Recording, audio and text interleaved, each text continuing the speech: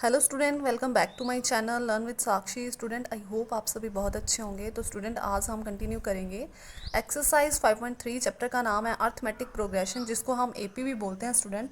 तो यहाँ पे ना हमने क्वेश्चन नंबर 3 के ऑलरेडी 5 पार्ट प्रीवियस वीडियो में कंप्लीट कर चुके हैं। तो करेंगे इसका नेक्स्ट पार्ट, 6th पार्ट करेंगे स्टूडेंट। तो इस क्वेश्चन में ना स्टूडेंट हमें कुछ टर्म्स दे रखी हैं एपी की और कुछ हमें फाइंड करनी है, ठीक है। तो यहाँ पे गिवन क्या है, हमें एपी की पहली टर्म दे रखी है, कॉमन डिफरेंस दे रखा है और उसकी एन टर्म्स का सम दे रखा है। हमें क्या फाइंड करना है, एक तो एन की वैल्यू फाइंड करनी है और एक nth टर्म फाइंड करनी है उसकी, ठीक है। लास्ट टर्म क्या है इस एपी की, वो फाइंड करना है। और एक हमें एन की वैल्यू पता करनी है कि इस एपी में है कितनी टर्म, ठीक है। इस एपी में कितनी टर्म्स है वो हमें नहीं पता, तो सबसे पहले हम एन की वैल्यू ही फाइंड करेंगे कि इस एपी में है कितनी टर्म्स, ठीक है। तो सबसे पहले जो भी गिवन होता है ना स्टूडेंट, हम उसी का ही यूज़ करते हैं, ठीक है। तो करेंगे इसका सोल्यूशन। गिवन क्या है स्टूडेंट, हमारे पास एक तो ए दे रखा है, कितना 2 दे रखा है। कॉमन डिफरेंस कितना दे रखा है, 8 दे रखा है। एस एन कितना दे रखा है, मतलब सम ऑफ एन टर्म्स दे रखा है 90। मतलब इस एपी में जितनी भी टर्म्स है ना उनका सम करके टोटल आ रहा है 90। अब स्टूडेंट मुझे पता है कि सम ऑफ एन टर्म्स निकालने का फॉर्मूला क्या होता है, n/2 2a plus n-1 into D, यही होता है। इजिकल्स टू कितना आ गया, 90 आ गया। अब स्टूडेंट मुझे क्या निकालना है, n की वैल्यू निकालनी है। सो n/2 एज इट इज़ रहेगा और 2 इंटू ए कितना हमारा 2 ही है, वैल्यू फिल करेंगे। n-1 एज इट इज़ रहेगा और d कितना हमारा 8 है, तो यहाँ पे 8 आ गया इजिकल्स टू 90। अब मुझे क्या निकालना है, n की वैल्यू ही फाइंड करनी है। तो इसको आगे सॉल्व करते चलेंगे तो यहाँ पे आ जाएगा n/2 एज इट इज़ 2 2 ज़ा 4 आ गया, प्लस का साइन आ गया। 8 को अंदर मल्टीप्लाई कर दो तो 8n बन गया, माइनस का साइन आएगा, फिर 8 1 के साथ भी मल्टीप्लाई होगा तो 8 1 ज़ा 8 आ गया इज इक्वल्स टू 90। अब यहाँ पे आ जाएगा n/2 एज इट इज़ रहेगा। यहाँ पे ये प्लस का 4, यहाँ पे माइनस का 8, प्लस माइनस माइनस हो जाएगा और साइन किसका आएगा, बड़ी टर्म का आएगा। तो यहाँ पे 8n तो एज इट इज़ रहा, प्लस माइनस माइनस हो गया। 8 में से 4 जाएगा तो 4 आएगा और साइन किसका आएगा, बड़ी टर्म का आएगा, तो माइनस का 4 आ गया इज इक्वल्स टू 90। इतना सा क्लियर हो गया। अब स्टूडेंट, क्या मैं यहाँ से 4 कॉमन ले सकती हूँ, यहाँ से 4 कॉमन ले सकती हूँ इस ब्रैकेट से, यस 4 कॉमन आएगा, है ना। तो यहाँ पे 4 कॉमन आ जाएगा, तो मैंने बाहर निकाल लिया 4 ब्रैकेट से। तो अंदर क्या रह गया, 4 2 ज़ा कितने होता है, 8 होता है। तो यहाँ पे 2n रह गया, माइनस का साइन एंड 4 1 ज़ा 4, इतना सा बच गया हमारे पास इज इक्वल्स टू 90। 2 1 ज़ा 2 एंड 2 2 ज़ा 4, इन दोनों को मल्टीप्लाई कर लेंगे तो 2n into 2n minus 1 is equals to 90। अंदर मल्टीप्लाई कर लेंगे, ब्रैकेट को सॉल्व करेंगे तो 2 2 ज़ा 4, n multiply n square, minus का साइन आएगा एंड 2 मल्टीप्लाई n कितना हो गया, 2n मल्टीप्लाई 1 कितना हो गया, 2n ही हो गया इज इक्वल्स टू 90। अब स्टूडेंट, अगर मैं इस पूरी इक्वेशन को 2 से मल्टीप्लाई कर दूँ तो मेरी ये इक्वेशन जो है थोड़ी सिंप्लीफाई करने में ईजी हो जाएगी। तो इस वजह से मैं क्या करूँगी, इस पूरी इक्वेशन को क्या कर देंगे, 2 से डिवाइड कर देंगे। तो मैं यहाँ पे लिख रही हूँ डिवाइड विथ 2 होल इक्वेशन। पूरी इक्वेशन को 2 से डिवाइड कर देंगे, ठीक है। तो 2 से डिवाइड करने पे क्या हो जाएगा student, 4n square minus 2n is equals to 90 को 2 से डिवाइड करना है। यहाँ पे भी 2 से डिवाइड होगा और लेफ्ट हैंड साइड में भी और राइट हैंड साइड में भी, दोनों में 2 से डिवाइड कर दी। जब हम दोनों तरफ से 2 से डिवाइड करेंगे तो यहाँ पे देखो 2 1 ज़ा 2, 2 2 ज़ा 4, यहाँ पे भी 2 1 ज़ा 2 कैंसिल हो रहा है, 2 45 ज़ा 90 होता है। तो हमारे पास बचा कितना, 2 मल्टीप्लाई n स्क्वायर कितना रह गया, 2n स्क्वायर रह गया, माइनस का साइन एंड 1 मल्टीप्लाई n कितना हो गया, n ही रह गया इज इक्वल्स टू 45। अब ये हमारे पास इक्वेशन आ गई सिंप्लीफाई होगी। स्टूडेंट, ये जो 45 है इसको मैं क्या करूँगी, लेफ्ट हैंड साइड ही लेके आ जाऊँगी। तो क्या हो जाएगी equation, 2n square minus n minus 45 is equals to 0, ये बन गई हमारी इक्वेशन। अब हम स्टूडेंट इसको सॉल्व कर लेंगे with the help of splitting with middle term, ठीक है। तो बीच वाले टर्म को स्प्लिट करना होता है इसमें। तो स्टूडेंट, यहाँ पे ना हमें n स्क्वायर का कोफिशिएंट हमेशा 1 चाहिए होता है, तब हम इसको splitting with the middle term की हेल्प से सॉल्व कर सकते हैं। तो मुझे यहाँ पे n स्क्वायर का कोफिशिएंट 1 करने के लिए 2 को मैं कांस्टेंट टर्म के साथ मल्टीप्लाई कर दूंगी, पर करेंगे कैसे, रफ में। तो यहाँ पे रह जाएगा n square minus n minus 45 2 ज़ा कितना होता है 90 इज इक्वल्स टू 0। अब हमारी इक्वेशन कुछ इस तरह की बन गई है, पर कैसी है ये इक्वेशन, रफ इक्वेशन है, ठीक है। ओरिजिनल इक्वेशन यही है। अब मुझे स्टूडेंट ऐसी टर्म्स सोचनी है ना जिनको मैं मल्टीप्लाई करूँ ना तो मेरे पास आ जाए 90, ये वाली टर्म आ जाए, और ऐड या सब्ट्रैक्ट करूँ तो बीच वाली टर्म आ जाए। कितनी है बीच वाली टर्म? इसका कोफिशिएंट कितना होगा? 1 होगा, और साथ में साइन किसका? माइनस का 1 होगा। ठीक है, तो ऐसी टर्म सोचनी है। तो मैं जिसको मल्टीप्लाई करूँ तो 90 आ जाए। तो 10 9 का कितना होता है? 90 होता है। 10 और 9 को मल्टीप्लाई करेंगे तो 90 आ जाएगा। 10 में से 9 आएगा तो हमारे पास 1 आ जाएगा। बट मुझे कैसा 1 चाहिए? माइनस का 1 चाहिए। तो मुझे बड़ी टर्म के साथ माइनस का साइन लगाना पड़ेगा और छोटी टर्म्स के साथ प्लस का साइन लगाना पड़ेगा। ये चीज़ क्लियर होगी। इसका मतलब वो दो हमारी दो टर्म्स कौन सी होगी इसकी जगह रखने के लिए? 10 और 9 होगी। ठीक है, तो यहाँ पे हो जाएगा 2n² एज इट इज़। इस टर्म को ब्रेक करके लिखेंगे कैसे? -10n and +9n -45 is equals to 0। ये समझ आ गया कि मैंने ब्रेक कैसे किया इसको? ठीक है, अब मुझे यहाँ से ना कॉमन ले लेंगे। कॉमन जो आ रहा है उसको कॉमन ले लेते हैं।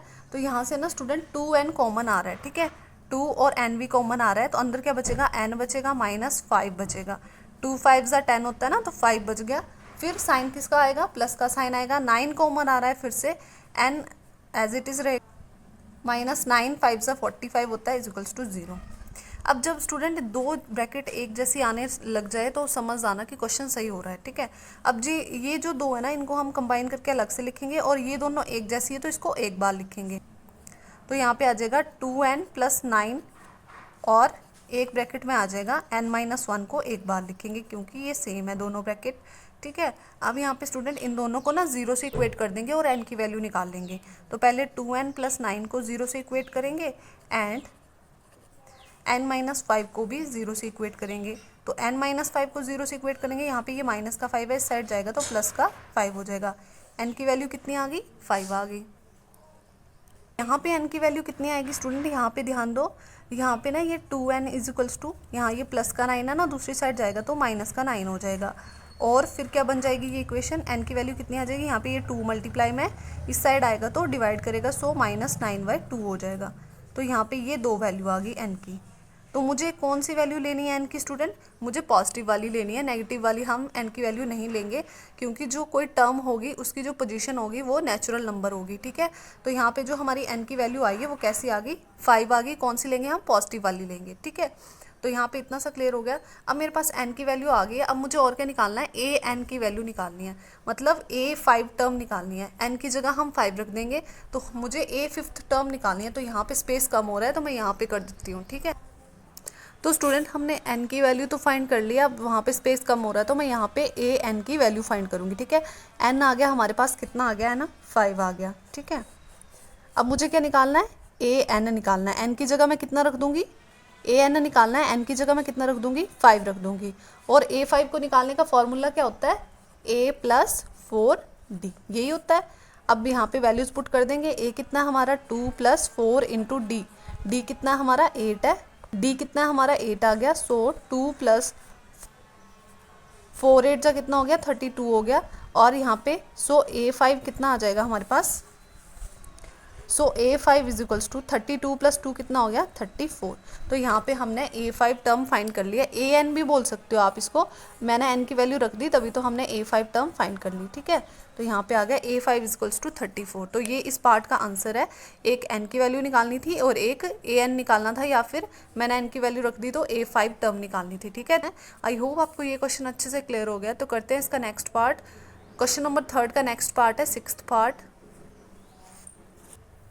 क्वेश्चन नंबर 3 का 6th पार्ट क्या दे रखा है? गिवन a = 8, मतलब पहली टर्म दे रखी है एपी की, nth an दे रखा है। an को हम और क्या बोलते हैं? लास्ट टर्म भी बोलते हैं। ठीक है, लास्ट टर्म दे रखी है 62, और sn मतलब जितनी भी टर्म्स होंगी ना एपी में उनका सम कितना दे रखा है? 210। हमें फाइंड करना है n एंड d। यहाँ पे n मतलब कितनी टर्म्स है इस एपी में, और d मतलब कॉमन डिफरेंस कितना है। क्वेश्चन क्लियर हो गया? गिवन क्या क्या है? एक तो a की वैल्यू दे रखी है, पहली टर्म दे रखी है। एक क्या दे रखा है? an दे रखा है, कितना दे रखा है? 62, है ना। और an को हम और क्या बोलते हैं? लास्ट टर्म भी बोलते हैं। ठीक है, यहाँ पे लिख देती हूँ लास्ट टर्म। sn दे रखा है, sn कितना दे रखा है हमें? 210 दे रखा है। अब स्टूडेंट मुझे पता है एस एन फाइंड करने का फॉर्मूला क्या होता है, क्योंकि जो भी गिवन होता है उसी का ही यूज़ करके हमें फाइंड करना होता है। एन फाइंड करने का फॉर्मूला होता है n/2 bracket 2a plus n-1 into d is equals to 210 हो गया। अब यहाँ से ना स्टूडेंट हम n की वैल्यू फाइंड कर लेंगे। एक फॉर्मूला तो ये होता है, हम ये वाला फॉर्मूला नहीं यूज़ करेंगे क्योंकि हमारे पास लास्ट टर्म दे रखी है, लास्ट टर्म मीन्स l दे रखा है, तो हम छोटा वाला फॉर्मूला यूज़ करेंगे। तो यहाँ पे हम एस एन की जगह छोटा वाला फॉर्मूला यूज़ करेंगे n/2 a प्लस n, ये वाला फॉर्मूला यूज़ करेंगे इज इक्वल्स टू 210। मुझे n की वैल्यू फाइंड करनी है, n/2 तो एज इट इज़ रहेगा, a मुझे पता है कितना 8 है और l कितना है हमारा, last term of the AP कितनी है 62 है is equals to 210। So n/2 is equals to 62 में 8 ऐड करेंगे तो बन जाएगा 70 इज इक्वल्स टू 210। n की वैल्यू फाइंड करेंगे, 2 1 ज़ा 2, 2 35 ज़ा 70 होता है, दोनों को मल्टीप्लाई कर लेंगे तो n को 35n हो जाएगा, n को 35 को n से मल्टीप्लाई किया तो 35n हो गया इज इक्वल्स टू 210। सो मुझे n की वैल्यू निकालनी है, 35 यहाँ पे मल्टीप्लाई में दूसरी साइड जाएगा तो डिवाइड में चला जाएगा, 35 6 से होता है 210, सो n इज इक्वल्स टू आ गया 6 आ गया। तो वैल्यू कितनी आ गई हमारे पास, 6 आ गई है स्टूडेंट। तो हमने n तो फाइंड कर लिया, अब किसकी वैल्यू फाइंड करनी है, कॉमन डिफरेंस d भी फाइंड करना है। तो हम कैसे फाइंड करेंगे स्टूडेंट, हमें एक और टर्म दे रखी है an इज इक्वल्स टू 62। अब मुझे n की वैल्यू पता लगी तो क्या मैं n की जगह 6 लिख सकती हूँ, यस n की वैल्यू मैंने 6 पुट कर दी इज इक्वल्स टू 62। स्टूडेंट यहाँ पे देखो मैंने n की जगह 6 लिख दिया, इट मीन्स जो AP की 6 टर्म है वो कितनी है 62 है। अब मुझे पता है AP की 6 टर्म फाइंड करने का फॉर्मूला क्या होता है, a plus 5d is equals to हो जाएगा 62। a मालूम है मुझे, a कितना है 8 है, वैल्यूज फिल कर देंगे, 5 इंटू डी कितना है नहीं पता, d एज इट इज़ रहेगा इज इक्वल्स टू 62। 8 यहाँ पे प्लस का है, दूसरी साइड जाएगा तो माइनस का हो जाएगा, तो 62 में से 8 जाएगा तो हमारे पास कितना आ जाएगा 5d इज इक्वल्स टू 62 में से 8 जाएगा तो आ जाएगा 54। 5 यहाँ पे मल्टीप्लाई में है, दूसरी साइड जाएगा तो डिवाइड कर जाएगा, सो 54/5 हो जाएगा। तो d की वैल्यू कितनी आ गई स्टूडेंट हमारे पास 54/5, d की वैल्यू और n की वैल्यू आ गई 6। यही दो चीज़ें हमें फाइंड करनी थी इस क्वेश्चन में। तो आई होप आपको ये पार्ट भी अच्छे से क्लियर हो गया है, ये इस पार्ट का सोल्यूशन है, तो ये हो गया इसका आंसर। तो अगर वीडियो अच्छा लगा हो तो चैनल को सब्सक्राइब कर लें, वीडियो को लाइक कर लें। मिलते हैं नेक्स्ट वीडियो में, तब तक के लिए bye bye, thank you for watching.